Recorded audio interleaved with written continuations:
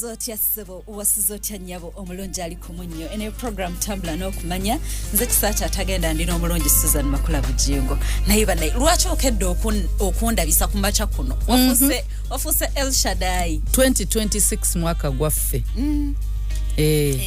abanafu abawa amaanyi naye amazima amatuufu byayogedde byonna temubadde kikyamu temubadde ensobi eno zokitegedde.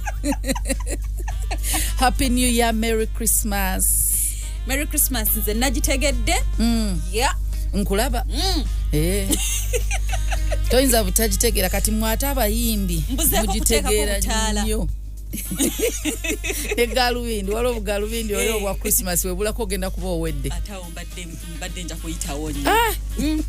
Tuwadde ndi w'e Masaka. Ne bannange twebaza Mukama Katonda mbadde nkedde ku makya n'empulira amawulire n'abazibula tebadde boogera ku kabenje akabaddewo waliwo akabadde e Masaka nti buli muntu aplaninga naye Mukama yatuukiriza kubanga buli muntu essaawa zino abamu baaguzedde ebintu bya Christmas abantu bategese edda gye bagenda okulira New Year naye obulamu buli mikono gya Mukama so kyobolaba atugamba tumu acknowledging plan zaffe zonna tuziteeke mu mikono gye nga tonnava waka Mukama mukwasa olunaku so olunaku lwonna olujja olina okubanga weetegese nti singa Mukama waffe akomawo leero oba singa ntwala leero kubanga teruli granted kiki ennyinza okubanga nejjusa nti nandibadde sikikoze kati wandikikoze leero wekuba kwagala yagala wekiba buli kintu okirinza lunaku lulala kubanga olw'enkya ffenna tetuba assured nti tunalutukamu oba tunakoleramu kye twagala newekuba kwagala Katonda kikole leero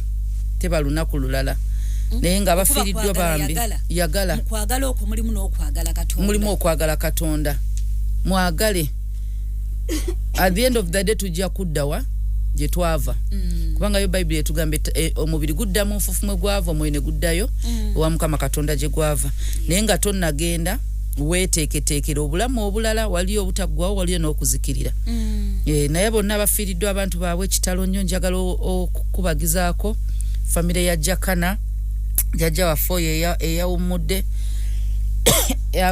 ajjangawo nnyo ku church ng'agamba yali okusookera ddala yagala ffa nga ziri 9 yagamba emyaka 9 gimumala ne bwafa pastor namugana edda Mukama asooka akwongerayo ko wakiri oba 5 oba ki ne Mukama n'amwongerayo naye yamaze n'awummula gyali ya kitalo nnyo ekyajjajja famire yonna ya Jakana Mukama abagumye Mukama awangaziza maama wangaziza jjajja ekyo tukimwebaliza olunaku lwero Mukama lwaba yateesa nti ye muddu wa alina okuddayo gyali ate Mukama asanyukira okufa kw'omutuukirivu ebyo bigambo si byangu bigamba nga gwafiiriddwa naye Bible etugamba ate ffe abakkiriza tetulina kubanga batakkiriza ffe tumanye nti olunaku lulituuka ne bazuukirira obulamu obutaggwawo so ebyo bigambo biyinza okuba tebigumye ogamba ye naye owuwo si yafa kituufu oba okaba nga okungubaga ebisinga ebigambo tosobola bitegeera biba bizibu mukko nti Mukama lwaki atwala owange n'aleka abalala naye yasanyukira okufa kw'omutuukirivu asobola okuba mutaasa ekibi n'ekiddako n'agamba mwana nka mutwale nga tayonoonye nga yandimweganye mu maaso awo ffenna ekigambo kye tulinda kya well done my faithful servant kyekigambo ffenna kye tulinda essaawa yonna buli omu just tetumanyi ddi naye twebaza Mukama bakyali abalamu ayina ensonga lwaki okyali mulamu so muweereze mwagale kola kyolina okukola yagala abantu bo yagala abantu Katonda be yakuwa be yateeka mu bulamu bwo famire yo mikwano gyo bonna abantu naye tandikira ewakaawo omukwano guve ewaka gusaasaane mu nsi yonna yagala abaana bo yagala mukyala wo yagala abazadde bo yagala omwami wo wonna Mukama abantu bakutadde mu bulamu waliyo abantu nga Katonda yabaleetanga bo bakigendererwa mu bulamu bwo abasinga banoonya essanyu naye ng'essanyu liri mu nju yaabwe ng'omwana we yalina okuwa essanyu lye ke bagamba mu charity begins at home. Yes, it does. It begins at home. Byonna bisobola okubanga biri mu nju eyo just tobawanga budde kumanya kye basobola kuwa nakulaga mukwano especially abami family temutera ziwa budde emirimu gibatwala nnyo ate ne mmala we mudde wakambeera ku masimu na TV kisobokera ddala okubeera nga abantu mu family yo nga tobamanyi ng'obamanyi nti ono gundi omanyi erinnya omanyi nti mwana wo oba mukyala wo oba ki naye nga tomumanyi character tomanyi na busobozi bwe kikyasobola kukola nalabako ko waliwo kagemu abazungu bakazannyako ndowooza wana abantu twetaaga okukazannyako bakazannyako nga bataddewo abaana ne bababikka kati ng'omuzadde otebera ku bigere omwana wo abasajja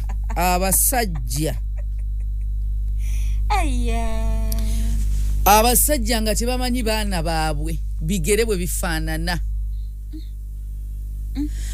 waliwo n'akalake nalabako kali mu movie nga just mukazi wo omutebesa ngalo ze basawo bwe bati n'oteba mukyalawo ngeno yonna beebise bali mabega kati ngalo ze bataddewo n'ebigere so tunula ku bigere notuna n'engalo n'ogeesinga mukyalawo nga bamwera still tebamanyi fesi ya mukazi wo bwe bagigira era bw'omutunya bw'oti omanyi mukyala wange ebigere bya mukyalawo tobimanyi webifaanana amu tebamanyi na size entumbwe yogimanyi naye ngamba ebigere fit bwe babugyewo bwe bati mugatolera buteekawo osobola oteba nti oyo mukyala wange so waliwo ebintu betulabanga ebitono naye nga binene kati tosobola kuba balina obugere obw'entangawuzi nga babutatu era omwami amanya omusajja tamanyi obugere bwa mukazi we bwanti omanyi abakyala bamanyi details zonna ku baana baabwe ne babba baabwe kizibu omukyala obutamanya ate kyangu okusanga omusajja nga tamanyi sayizi ya mukazi ngatto tamanyi saizi yengato naye ng'omukazi amanyi so olina okufaayoko next year 2026 tufeeyo eri abantu abo mukama batadde mu bulamu waffe get to know them bazuule bebaani kijja kuyambako nawe okufulfillinga yo purpose in life katonda tayinza kuleeta abantu abo mu bulamu nga tewali kigendererwa talina nsonga lwaki weebali yabakuwa lwakigendererwa alina ekigendererwa either kuggwe bo baweggwe oba gwe obawe kuba biri kuliko awamu nne either they are blessing or they are your blessing. Okay. Ku bibiri ekyo kulika Yesu musobola mwenna okwegasa ne waliwo omu nga yeetaaga nnyo munne nga bolaba Adamu bwe yali yali yeetaaga nnyo Eva. Yeah. So tuweereze Mukama, twagale Mukama, twagale abaffe, twagale abatwagala. Obudde tubonoonera nnyo ku be twagala. Twagala abatwagala. Ne Katonda naye agamba njagala abanjagala n'abanyikira okunoonya balindaba. Twagala abatwagala tutandikire ku Katonda. Yes. Yeah, twagala. So tugenda oyingira omwaka si kirungi oyingira omwaka nga tumanyi lwaki oli ku nsi yensonga lwaki ennaku zino otwogera ku nsonga eyitibwa purpose. Purpose kikasitoba ng'olina answer ya why then purpose yo gimaze. It's easy okusavinga lwaki ekyo kyekikulu lwaki watondebwa lwaki oli mulamu lwaki oli musajja lwaki oli mukazi lwaki oli ku mulimu gw'oliko lwaki abaana abo babo lwaki ekyo ekibuuzo olina okyebuuza buli w'olinnya lwaki omuntu ono Mukama amulese mu bulamu bwange lwaki nze nsanze ku kkubo omuyala waliwo atamusanze lwaki gwe gwayisizaawo waliwo n'amusanze naye nga tategedde nti atudde bulungi nnyo lwaki akabenje obadde oyitawo bati akabenje nkaguddewo nga emmotoka yo nga abantu bayimiriza ggwe okutwala omuntu oyo mu ddwaliro lwaki ggwe kati omanyi ekintu ekyo ekyalwakinze nze kimanyi okunnumya omutwe ogenda n'otuuka awantu ng'ebyokola bibadde weebiri naye nga buli omu ali ku bibye buli omu ng'ali ku bibye n'otuuka n'obitunula n'olaba bino byetaagisa n'ogamba sijja bikola ng'abalala obwedda weebali n'obeera ava n'agamba kisaakye bino ebintu byetaaga okukolwa nga bala bonna why me ekyo ekintu ne bwe kibanga kibadde mu bubi nga obubi ngeze nti kizibu ne kigwa ku ggwe ekibuzo kiri nti lwaki ggwe lwaki iggwe kubanga waliwo obubi obututuukako era nga gwe obadde olina obbubaamu tubuuliza mbu nti olugero lw'Abaganda ti ow'akabina akanene afa mboko ye muntu omuyite olina obbigumira ebyo byonna obiyitamu kati nja kugerereza ku blooka kubanga basinga gye tumanyi blooka egenda ozimba ennyumba ey'amaanyi bagyokya naye blooka egenda ezimba ennyumba ey'embwa tewetaaga gyokya era tewetagana namba so ofuna ebitundutundu awo teyina kuyita mu muliro teri akera ne KCCA tesobola kujjanga ekusanza ozimba akayumba kemba nekubuza lwaki otekawa n'ekizimbe kyo si kizimbe. It doesn't even matter. Exactly. Yeah. Waliwo abantu abayita mu bintu nga yeggwe kubanga you matter kyekyo ky'okozesezza. Ati mukwano bwobeeranga buli ssaawa they are picking on you. It's because you matter. It's because you matter. Teri agenda kujja nga yes teri agenda kujja kwateka bw'otunuulira abantu bonna ababonaabona mu Bayibuli kwaliko okuyitibwa ku bulamu bwabwe okwenjawulo. Stan talwana muntu atagenda mukosa. By the way, waliwo abantu nga muli useless mu Bwakabaka bwa Stan, so talina na kyayinza kukola like akuyitako buyisi. You're not dangerous to him. Tolina kyamakulu kyoli gyali. Akimanyi ne bwakuleka ne bwayitawo n'obwofa tolina kyomugasa n'obwobeera in fact bwoba omulamu tolina era kyomukolako.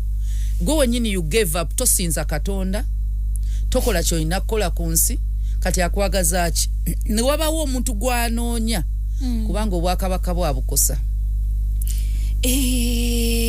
Amaanyi g'olina gatya ayagala lwane nawe paka nga gakumazeemu owanike bw'owanika yafuna emirembe ate nga tetwajja muwa mirembe talina kubeera na mirembe ku nsi kuno. So waliwo abantu nga byoyitamu oba byoyiseemu guno omwaka byonna byebiraga ekiri ku bulamu bwo ya anointing eri ku bulamu bwo ye calling eri ku bulamu bwo gemanyi agali ku bulamu bwo.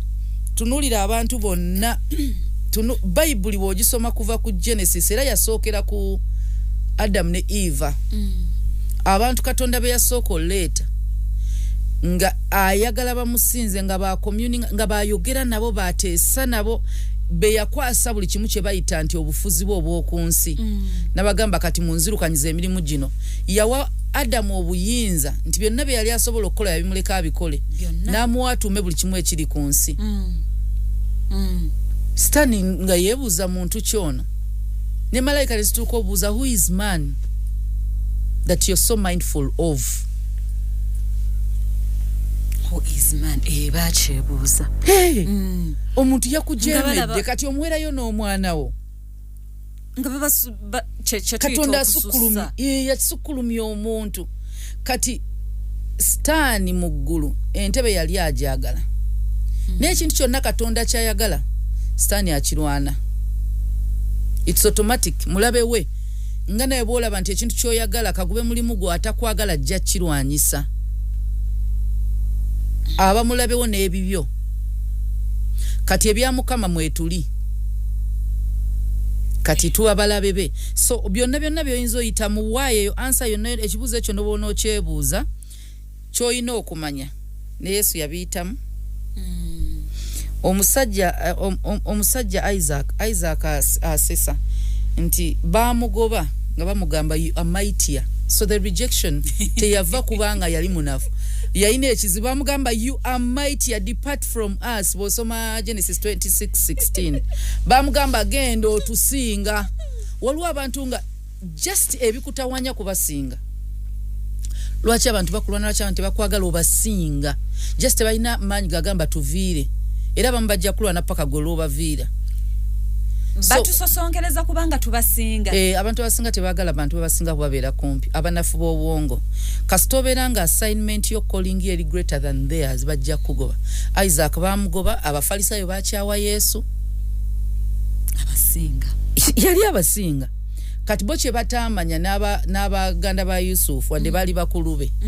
Yusufu yali abasinga. Kasita Yusufu yababuulira ebirooto. Ne bagamba ebisimanye ebinywa byammwe bigenda vunnamira ebyange simanyi nabirabyo mu birooto ng'amazima gali nti yali abasinga. Yaliko okuyitibwa okunene.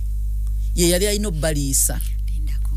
Kakati bana abantu wetuulira ng'omuntu oyo akunyiiza. Omuntu oyo tomwagala. Babeera batusinga. Lwana nnyo. Saba Mukama kiveemu. Osobola okuba olwana n'omuntu alina okuliisa. Kubanga Yusufu balwana n'alina bbaliisa. Dawudi balwana n'alina kuba kabaka waabwe. Mukwano kanchi kugambe kati oyo omuntu gwolina kadubu lwana kowulira nti Mukama musabe yantama talina na kye yakkola waba talina kye yakkola kantama wekubemu torch omuntu oyo akusinga. Yes, asobola okubanga olwaliro omulabanga owa bulijjo naye nga sitaani ayagala yita muggwe ngenkya yagenda okuliisa nga Yusufu yalisa baganda be. Kinzijukiza tufubenga nnyo obutamenya abantu naddala abaana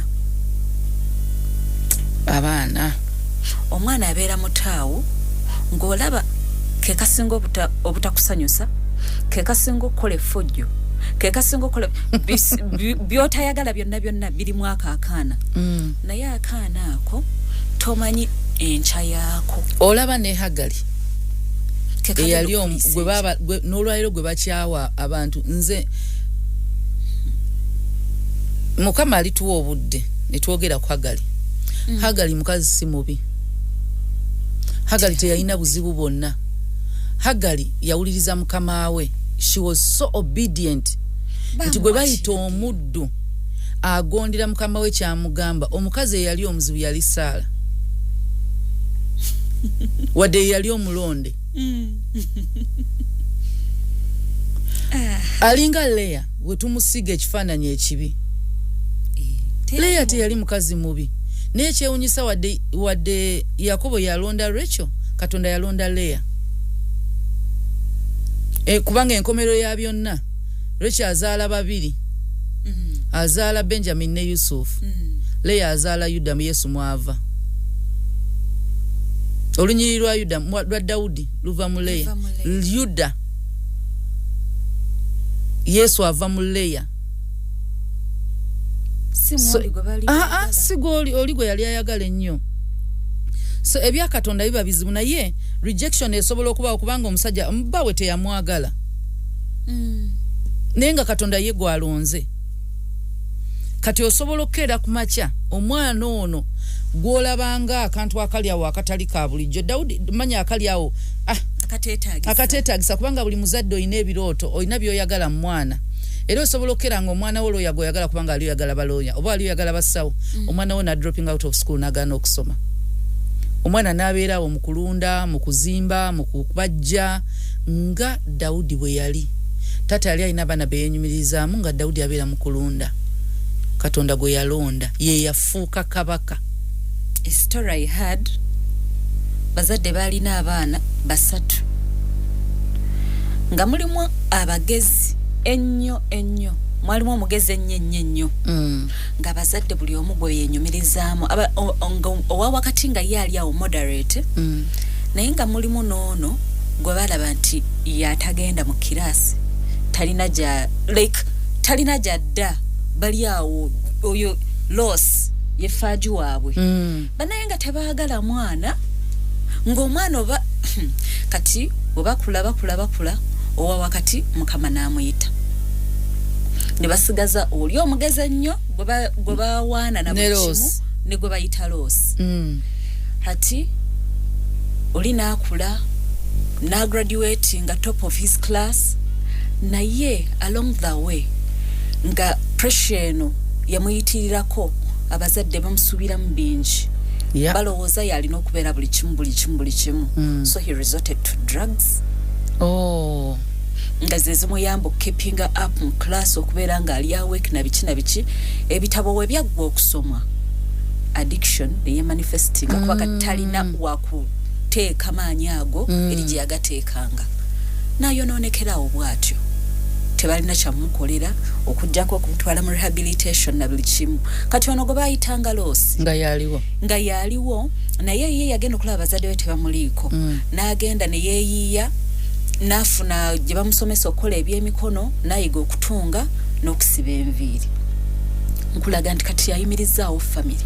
Omugaso gwe papa siye gy'asaavinga kati kubanga ffenna tetumanya so bwe twogera ku kintu ky'okubanga ogenda kusavinga yo purpose era Katonda bye yakutondera ndoza soke twogere ku nsonga lwaki tonnaba kukola ky'olina kukola abasingira ddala abantu abasinga tutya fiye eyo esobola okuva gye tukulidde we tuva environment mwe tubeera ekulowooza nti obulamu bwo tebugenda kusukka ekyo mubadde mubeere waka temuba na sukaali temuba na mmere temuba na ki nga struggles z'ewaka zikulowooza nti gwe obulamu bwo bugenda ending up ng'obwa kitaawo ng'obwa maamawo kubanga bo already kati feature yaabwe ogiraba kubanga ogirimu kati kubanga babadde mu mbeera eyo naawe olowooza bwotyo bw'ogenda okubeera abazadde basobola okuba nga eyo embeera gye babaddemu Katonda yabaleka bagibeeremu bakuggyemu omuntu nga ggwe waliwo embeera ekuza omuntu by the way obulungi abala basobola okulira mu ssente nakyo kyenna Katonda asobola okukitegeka naye ggwe bw'atunuulira ggwe si bo wali weetaaga environment okubeera ng'oli shaped bulungi nnyo waliwo abantu abakulira mu bakula nga bantu beetowaze lwa famire gye bavaamu olw'embeera gye bakuliddemu nga yengeri yokka gye bagenda osavinga their purpose nga bakuze ng'eyo embeera gye yakuliramu bw'anaatuuka n'asisinkana osanga ab'embeera bw'etyo agenda bakwatirwa ekisa kubanga Katonda okuyitibwa kwe kuli mu bantu abo nga ye mwali tutunulire Kristo nti yali asobola omuleetanga kabaka n'amuleeta n'amusulawo busuuzi ku nsi n'afuga kyova olaba Abayudaaya bali disappointed mu Kristo paka n'olwaleero kye bayita Christianity kitono ewaabwe gwe baali basuubira yali alina okuggyako obwakabaka bwa Roma Roman Empire agenda leetesa maanyi wabeewo kale olutalo kabaka okufugibwa kwe balimu okufugibwa kw'Abaroma bakeere nga bo balina kabaka w'Abayudaaya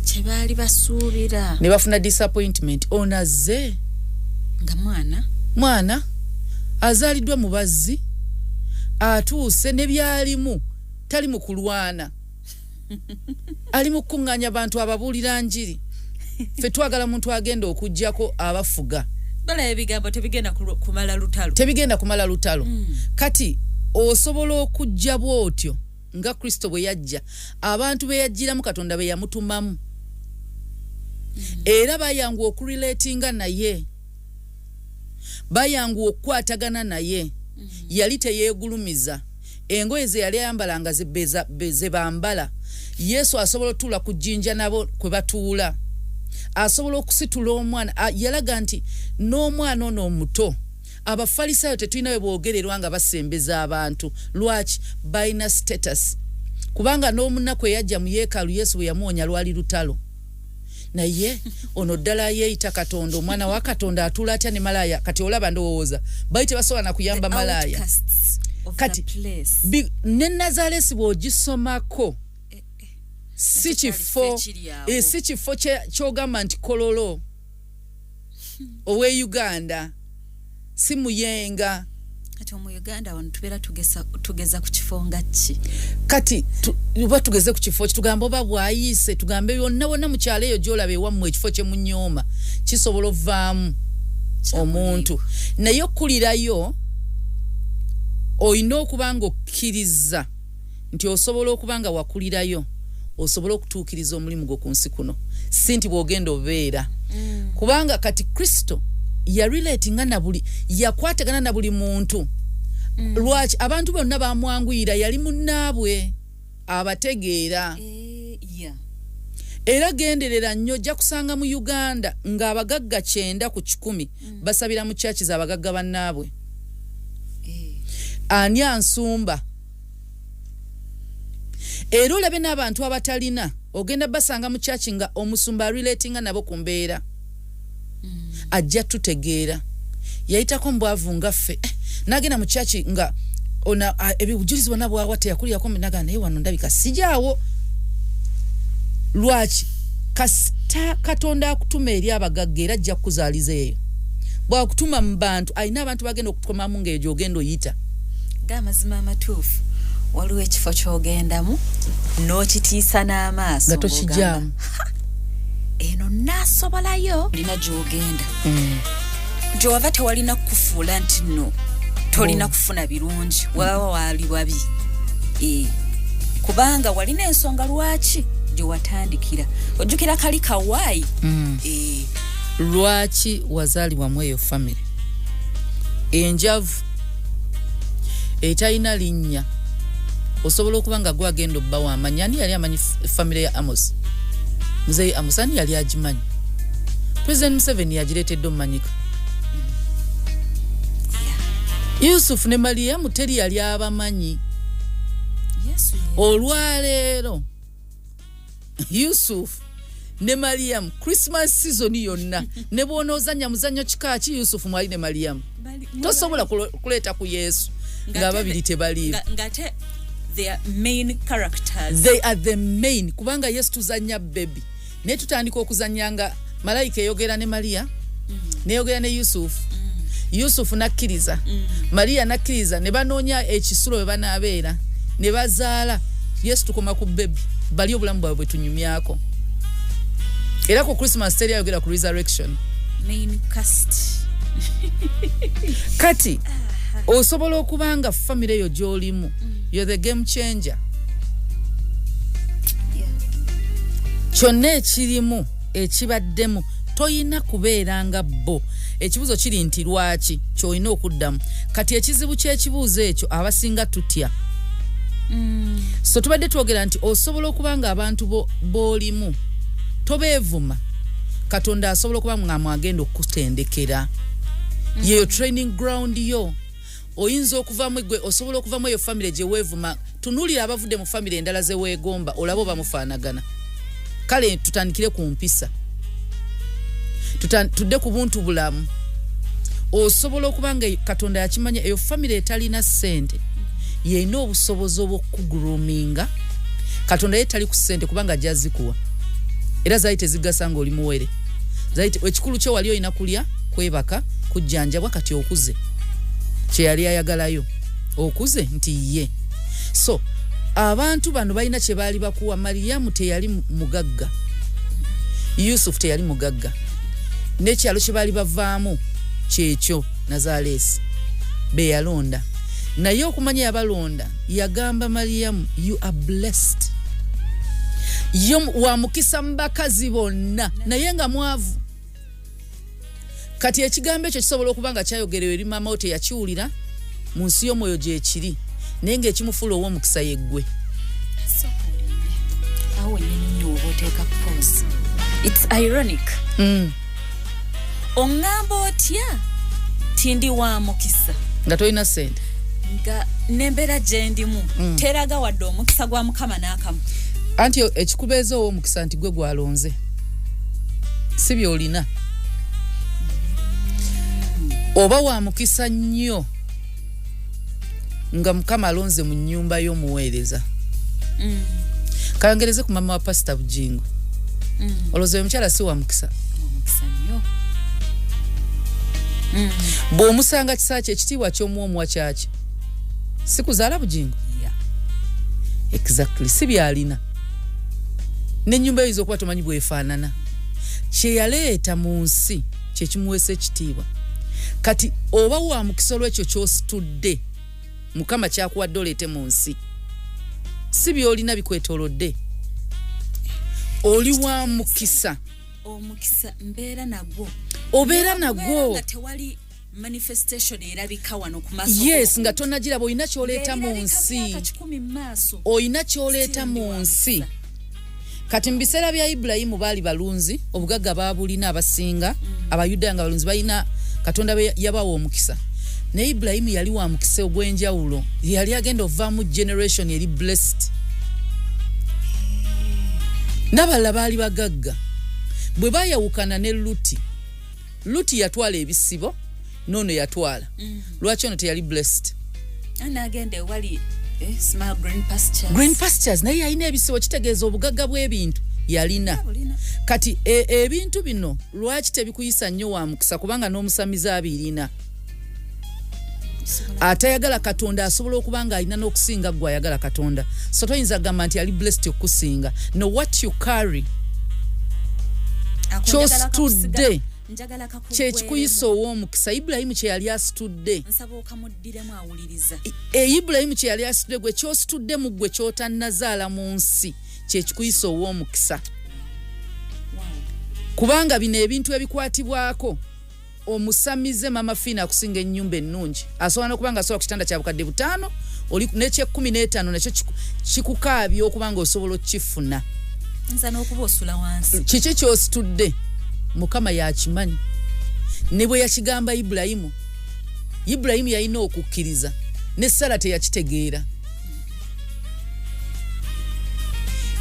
Tonazaala nenga Mukama agamba nti ogenda kuba mama amawanga. Neryo okugamba tonazaala ng'oli wa myaka 2. Naye ng'omanya amawanga gayogera ku be baffe. Ng'oli wa myaka 75. Oli 2 nno kale 3 4 5. Olabira ddala akuvuma. So Mary was blessed.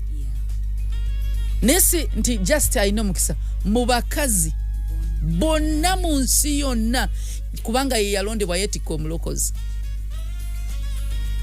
Mu Western Uganda olwaleero tugamba nti y'amaanyi kubanga ali omukyala eyeetika president wa Uganda nga naye tamanyi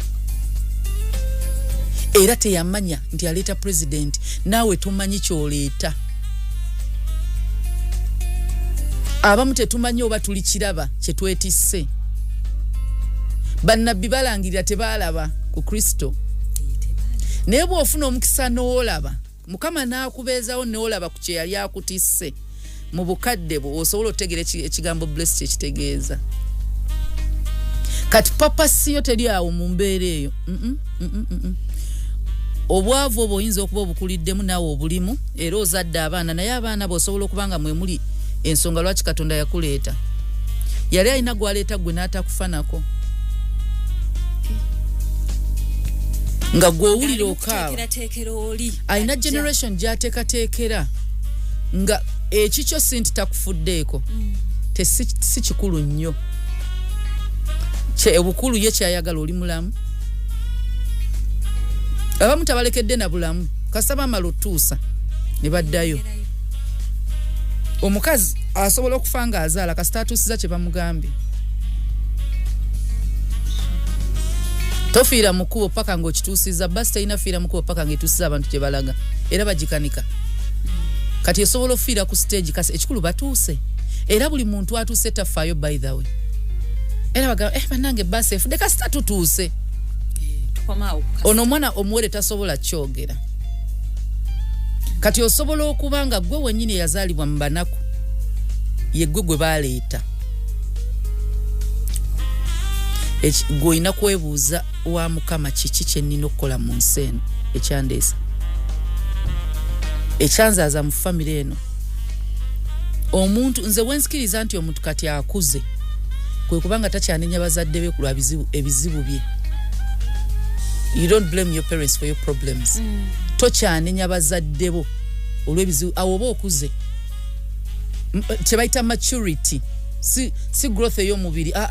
Maturity kati abazadde bo bakola ogobe ne batuusa lekerawo banenya zanti banzaala nze mama yali yafuna omusajja musoga nze musajja munyankole nze kale singa banzaala ngandi mugisu okyali mwana muto.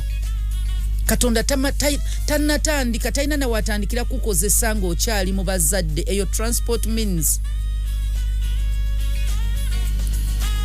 Kastambe watuuka nkyali mabega abazadde tebankolera kino. Tonna machiwaringa Katonda talina bwagenda kukozesa. Va ekigambo va kye yagamba Ibrahim ng'ogyeko ekiri physical mind yo ete. Mind yo ina okuva ku bantu abakuleeta. Nze kale nali nzija mu Kampala basi nga nkadde nja kubuuza watuuka. Banange driver yali ayomba watuuka. N'emipiira gyali mikadde watuuka tewagwa kabenje. Ekitegeeza kasita nzija ku nsi bwenti nga ntandise okutegeera ebirowoozo nnina bijja kye bakuwa kyeba abazadde bange kye balina we nnina okukoma kye balina kyekyo kye balina tobanenya weebaze Mukama okuze bakuwadde Katonda kye yabaganya okukuwa singa yali ayagala ekisukkawo yandikibawadde kubanga bw'aba ayagala oweeyongereko ofune essaati eya yero ajja gabirira asobola okugabirira mu ngeri yonna. Katonda agabirira abantu ng'ayise mu busika ne musikira obugagga Katonda asobola okugabirira abantu nga bwe yagabirira Yakobo, Farao n'abawa Yusufu, bonna n'abawa. Katonda asobola okugabirira bwatyo n'ofuna gifts. Goshen tebagikolerera. Katonda aba ayagala ofune. Ne wabawo byokoleredde ekyali mwana muto oyinza okuba tonnatandika kukola. Bwagamba bless the works of your hands. Abo waliwo ekyawandikibwa ekyapplyinga kwabo. Naye nga tekyapplyinga ku yasika. Tekyapplyinga kwe wabawanga ekirabo. Museveni akeera ku makya n'akuwa obumbi 10. Okoleddewa. Kati osobola okubanga gwe ekikyabazadde gubadde ku blessing the works of their hands ne bawo omukisanga gwegwa mutono ovemu ng'omuntu. Kati wetwogera ku kigendererwa kyo ku nsi olina okusooka okuvaamu eyo mindset nti abazadde bange tebampa kimala, baakuwa ekimala, ebisigadde Katonda. Nali nsomesa abaana juzi mu holiday nga gundi buli wetumala mbagamba ekintu kimu kye balina okweddamu okurepeatinga. I'll do my best, God will do the rest. I'll do my best, God will do the rest. Nimaga ekyo ekintu olina obeera buli ssaawa ng'okyogera, buli wootuse ng'olina okukola do your best. Do your best. Kati abazadde baakola kye basobola, God will do the rest. Kati eya paati ya Mukama yiyo kuginoonya. Yiyo kati eyo yamanyi lwaki ozze bw'otyo. Toyina kutya mwova family nti ate waffe baavu. Toyina kutya kyoli, nze omumpi, nze omuwanvu, nze omuganda, nze omusoga, nze omuki, ebyo byonna nkyali mwana muto, nyinza kukoza ntya, nyinza kugasaaki. Waliyo abantu nga bye bakoze ku myaka 4 bisinga ab'ekinaana. So emyaka si kyekikulu. Ne wabaawo Katonda gwayita ku kinaana ngani Musa nga gwe n'akuyitanga Yeremiya. Yeremiya agamba Mukama ndi muto, namwe tokyogera. Nagamba nakwawula, nakumanya nga tonatonera mu luto lwa maamawo nenkwawula. In other words, okwawula kitegeeza nti byogenda okukola byonna yabiteekawo. Nagamba onajja kukola kino. So kyakusindikamu yakiteekateeka dda nti ojja kikola. Ogende mu mawanga. Totya olw'okuba Jehova. Totya olw'okuba kyoli. Yeremiya yali muto. Era n'abantu era bw'obanga ogenda weereza Mukama. Si kugamba bino nti nedda okuserving a purpose on earth kuweereza era Mukama kubanga kyaba akuleetedde ku nsi. Ojja guma. Okutya kusobola oleetebwa kati nga gwokkiriza kale nti osobola. Abantu ne boogera bagamba Dawudi kaana kalenzi, abasajja abakulu balemereddwa, kano kajje kalwane ne Goliath. Deaf ear banga mu atawulira kiggala. Oyina okuba kiggala. Dawudi teyawulira, yagenda bugenzi, oli ajja n'ekitala yajja neki yeze n'ejjinja ne Mukama amulimu.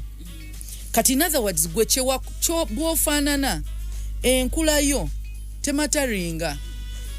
Ng'osoma ndoza tusomeko kati kusomeko ku Jeremiah anyuma bw'okera ng'owulira biganye tobisobola. Osoma Jeremiah chapter 1 tugisoma nnyo mu church ya verse 5 abasinga abasoma Bible kimanyi egamba before I formed you in the womb I knew you, before you were born I sanctified you, I ordained you. Chebaita okufukako omuntu amafuta okwawula, chebaita okwawula omuntu batera okwawula abasumba ne bawula aba bishops ne bawula aba priests. Yagamba nakwawula, I ordained you a prophet to the nations. Nenga tonnazaaliwa. Soma mu Yeremiya essula esooka olunyiriri lwa 5. Bwe nnali nga sinnakubumba mu lubuto nakumanya, era nga tonnava mu lubuto nakutukuza. Nkutaddewo okuba nnabbi eri amawanga. Aha, 6 Yeremiya n'agamba ki? 6 wonze ne ndyoka njogera nti woowe Mukama Katonda. Laba siyinza kwogera kubanga ndi mwana muto. Mukama n'amugamba olw'omusanvu naye Mukama n'aŋŋamba nti toyogera nti ndi mwana muto kubanga eri bonna gye nnaakutumanga gy'onoogendanga era kyonna kye nnaakulagiranga ky'onooyogeranga. olw'omunaana tobatyanga kubanga nze ndi wamu naawe kimala okukuwonya. bw'atyo bw'ayogera. okukuwonya kitegeeza bagenda kulumba. wonna w'ogenda oweerereza ng'ogenda kusaavingirawo kye twasa okugamba ndi sitaani atya alina baatatya. yalwana bannabbi. waliwo mu bayibuli abantu boogerwako mannya gayitako buyisi nti baazaalibwa. era bwe banaayogera abaana bagenda kwogera abaana ba Yakobo bonna. baani abaagasa? era mu bayibuli muno mulimu amannya agalimu naye amannya agalimu si nti be bokka abantu abaaliwo. waliwo bagamba gundi ne baganda be. gundi kati ngeze bagambye kisaache ne baganda. kitegeeza oyo ekago badde baagalamu eyo famire. ati gwoliwa ndi mubali. baganda ba Dawudi baddamu ddi okwogerwako okusuka kitaabwe okubatiitiibi. Dawudi kasita afuuka kabaka. choka they were very important men. Yes. balwanyi n'ekyo ekirala kye baakola bakomaawo. kati ovanga ng'oli jeno nga mutowo gw'obadde oyisaamu amaaso ye kabaka. naye kati kino kiboozi mbeerawo ne neebuuza baalinga bamutunuulira bati ng'amaze okufuuka. kati bino ebiseera bwe yali nga akyayigganyizibwa ali mu dduka ndowooza nga bagamba twakagamba twebaza Katonda. kati n'amala n'atula ku Namulondo ne batandika okugamba nti twebaza Katonda olw'eŋŋanda ze yatuwa ezitubeereddewo. ezo zebalize Mukama kubanga si kyatteeka teri gwe bagamba alina okwagala. so bwe baba bakubeereddewo baganda wo nga bakwagala kyebalize Mukama basembeze paka mu nnyumba yo paka mu kisenge kyo. ne wabawo baganda abatakusembeza beera nga Yusufu ali mu lubiri abasabidde ettaka n'obugagga ne babawa n'asigala eno mu lubiri bawe. naye nga bwe bapulootinga oli sure nti gwe baawalana olwa kkooti n'ebirooto. kati ebirooto bituukiridde takyayambala naka coat of many colors. ayambala makooti bamuwujja atudde prime minister. waliwo ayina abakozi. omuntu eyakuwalana ng'oli ku bigere ofunye emmotoka tagenda kuwalana. yakuwalana okyali muka okyayina engatta emu ate engatta 10 ng'ozimulaga. kati akoona akakondo tugambe kati omulaga peya 10 tolaba nti gwaliko ekikyamu azimulaga.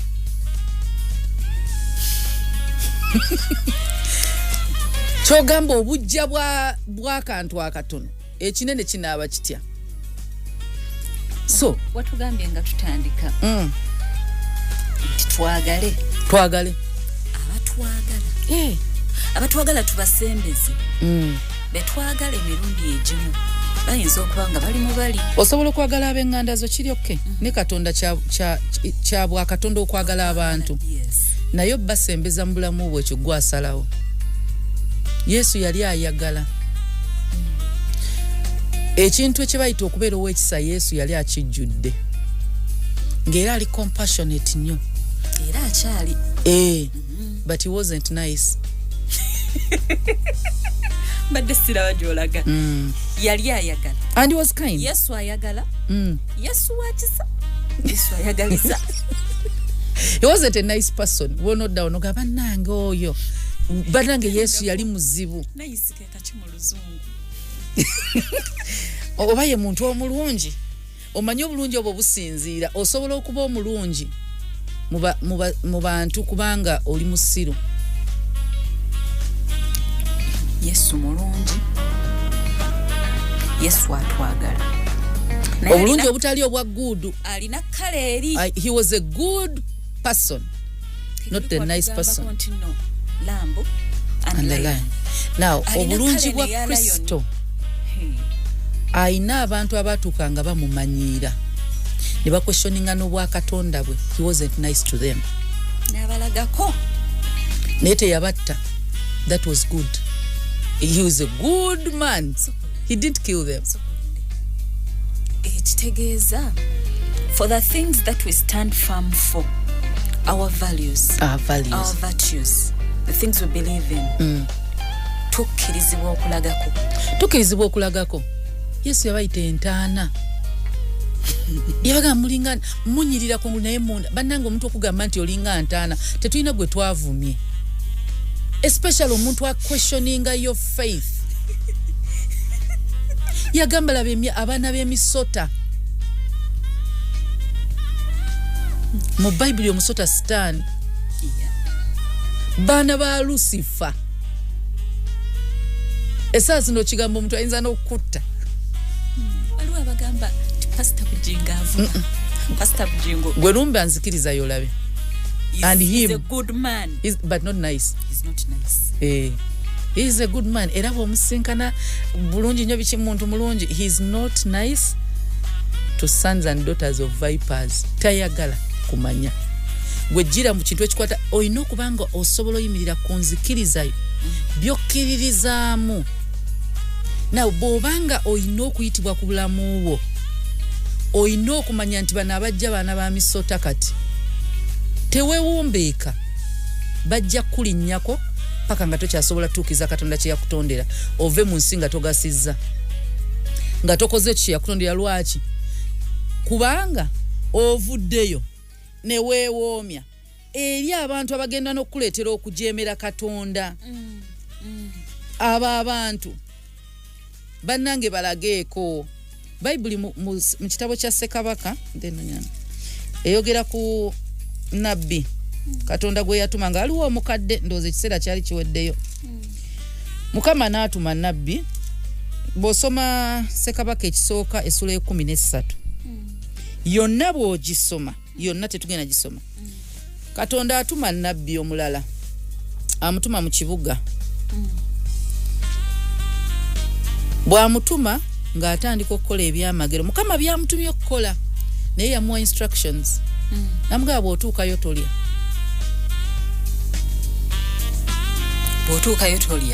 Nabbi omukadde yali mu kibuga ekyo gye baatuma nabbi omuto. Nabbi omukadde bwe yakiwulira n'atuma abaana be bagende balabe ne badda ne bamugamba ekiri eno musajja akola ebintu ebinene. Nabbi omukadde n'ayita omuto namugamba nange ndi musajja wa Mukama.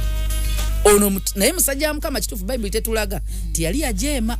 Naye yali musajja wa Mukama naye nga raisinze omulala. N'amutegekera ekijjulo. N'amugamba Mukama yangaana okukola ki? N'agamba nange ndi musajja wa Katonda. Gwe tondaba. Omusajja nakkiriza n'alya. Ng'onaakitegedde bw'anaajeemera Katonda agenda ffa. Kye yali ayagala abeerewo yekka. N'ajeema n'alya nga Katonda bwe yamugamba bwe yaddayo yafa. Pologome ejja kulya yamusanga era nabbi ono eyamuliisa ye yasigala mulamu nga musanyufu. Kati waliwo abantu b'olina ojeemera mu bulamu nga wadde bantu ba Katonda kituufu era mufukeko amafuta era okiraba muyite kituufu naye Mukama yagambye kukola ki? Mugambe sigenda kukola kino kubanga Mukama yangamba kino.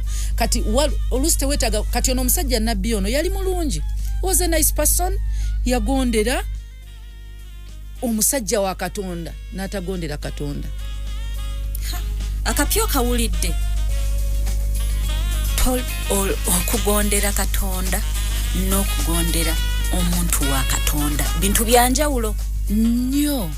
Komandi gy'olina okuva eri Katonda temanyi bano bantu ba Katonda. Abantu kiringa bwe tunaagamba Mukama wa alina kye yagambye okukola kisaaki. Kangereze wano Pastor Bujingo nagamba kisaaki njagala okole kino na kino na kino. N'akutuma kati oba oli eyo gy'akutumye n'ekkubira. Nga ndi mukyala wa Pastor ni muka bosi wo.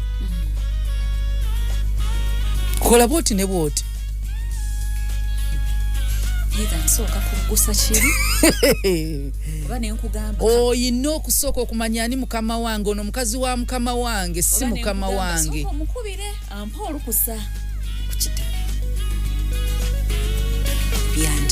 byanjawulo asobola okuba omwana wa mukamaawo si mukamaawo mukwano gwa era mumuyita the young prophet waliwo old prophet yaleetera n'okujeema so osobola okugenda ku mulimu ng'eyo gy'ogenda okusavingayo papa singa waliwo agenda okukuwabya nagamba ife wantu akamalawo emyaka 10 ebyo byokola abalala mu bufumbo nze naakamalamu emyaka 2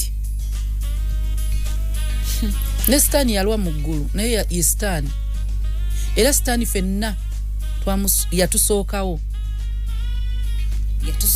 bw'aba yatusookawo okulwawo okuba omukulu tekitegeeza nti yatusinga otutegeera bw'omanya katonda omusinga amagezi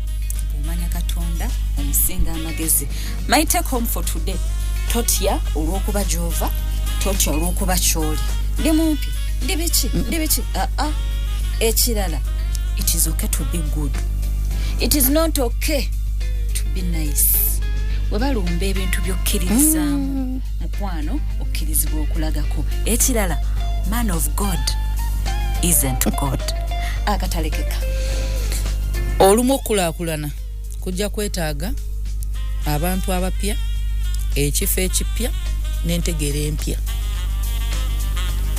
2026 bw'oba oyagala okweyongerako sooka otunulire mu by'obaddemu bwe biba tebikwongeddeeko kati funa ebipya new company new location new mindset bw'onookyusa mindset ng'abantu okyalina be bamu bagenda kuzzaayo because bo bakyalina the old mindset oluusi senguka w'obeera ogende mu bantu abatakumanyi they will believe in you bano abaakulaba ng'okula tebagenda kukkiririzaamu in short va siba